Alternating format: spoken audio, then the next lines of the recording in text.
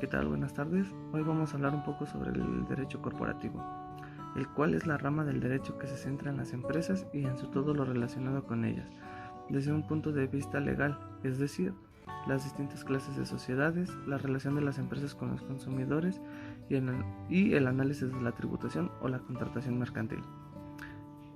Es relativamente muy importante esta rama del derecho en las empresas, ya que cada empresa puede conformarse en un tipo de sociedad distinto en función de sus intereses y de su estrategia de negocio, por lo cual es necesario elegir la forma jurídica más adecuada en la cual se va a establecer la empresa. Esto lo vamos a ver más adelante en los tipos de sociedades.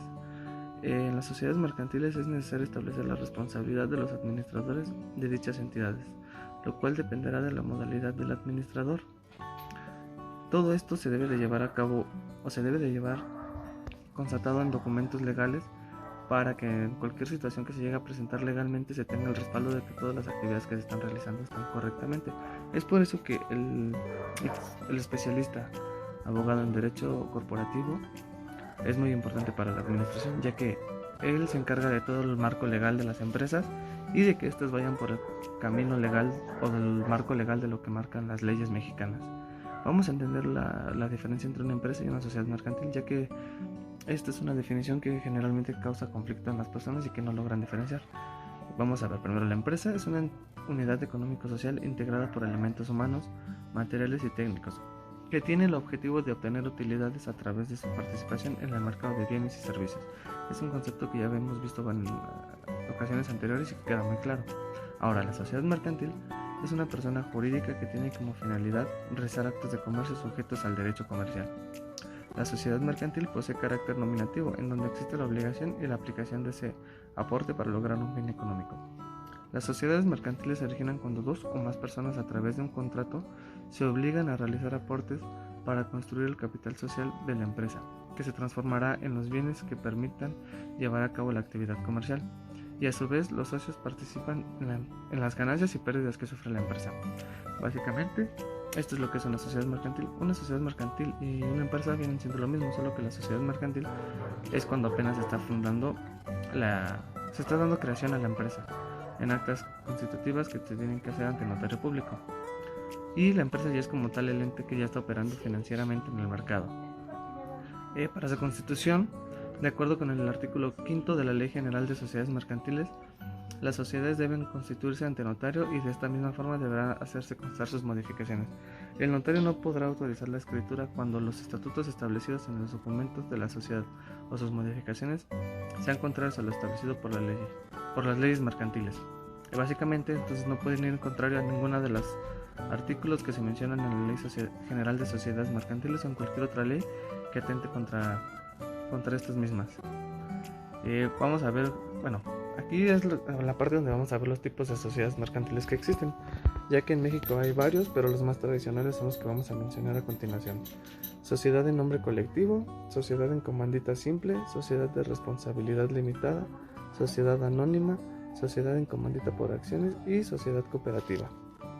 Básicamente estas son las sociedades que existen. Para constituir una sociedad mercantil deberás acudir con un notario o corredor público, quien emitirá el documento constitutivo, el cual deberá contener, entre otros rubros, los nombres, nacionalidad y domicilio de las personas físicas o morales que constituyan la sociedad, el objeto de la sociedad, la razón social o denominación, su duración misma que puede ser indefinida, hay que estar muy atentos a eso, y el importe del capital social. En México tenemos como ya los mencionamos, diferentes tipos de sociedades. Generalmente en México la más utilizada o la más conocida que se usa generalmente es las SADCB. Las características de estas son iguales que las sociedades anónimas, pero la diferencia es que tienen un capital fijo y un capital variable, el cual puede aumentar o disminuir sin requerir todas las formalidades que sí requiere la sociedad anónima, pues aparte de lo que cada uno puede aportar, también puede ser retirado, además de que existe la posibilidad de que nuevos socios se integren con mayor facilidad. Este tipo es recomendable si lo que deseas es que cuentes siempre con posibilidad de incrementar tu capital. Solo debes de poner atención claramente en lo que dicta la ley. Básicamente esta es la más recomendable o la más utilizada en México para pequeñas y medianas empresas, ya que generalmente se inicia con pequeñas aportaciones de capital, pero pasando el tiempo, si estas generan ganancias, generan utilidades y empiezan a ganarse un lugar en el mercado, lo que se hace generalmente es buscar crecer la empresa. Entonces, este tipo de sociedad les da la oportunidad de aumentar el capital social sin tanto papeleo y pues crecer, básicamente, que es lo que todo el mundo busca. Entonces, por eso es la más recomendable y la más usada en México. Ahora vamos a ver algunos tipos de contratos que tienen que ver con el ámbito empresarial. Los contratos civiles son los primeros, luego vamos a ver mercantiles, vamos a ver también contratos laborales, financieros y los del Unidroid, que son un tipo de contrato diferente, pero que vamos a explicar a continuación. Primero vamos a empezar, como habíamos mencionado, con los contratos civiles. Los contratos civiles son una especie de convenio. Un contrato es un acuerdo de voluntades entre dos o más personas para producir o transferir obligaciones y derechos. Básicamente son contratos que se utilizan en todo el tiempo en el ámbito social y son los más comunes. Luego vamos a tener los mercantiles. Vamos a explicarlos un poco. Los contratos mercantiles son aquellos acuerdos de voluntades entre dos o más personas para producir o transferir derechos o obligaciones. Y esta definición es tomada del derecho civil, ya que en materia mercantil no existe una definición propia para los contratos ni en la doctrina ni en la legislación. Los contratos mercantiles pueden ser celebrados por aquellas personas físicas y morales que tienen capacidad legal y que no estén impedidas expresamente por la ley para ejercer el comercio, esto es, por comerciantes. Es lo que mencionábamos. Los contratos civiles y los mercantiles básicamente tienden a ser regulados por la misma ley, ya que no hay algo específico que rija los contratos mercantiles y son amparados por la ley civil. Aquí dice que los contratos mercantiles se encuentran regulados por el Código de Comercio y demás leyes mercantiles, y a falta de disposición expresa, que es lo que mencionamos anteriormente, serán aplicable el Código Civil en materia federal. Ahora vamos a ver un poco de los contratos laborales.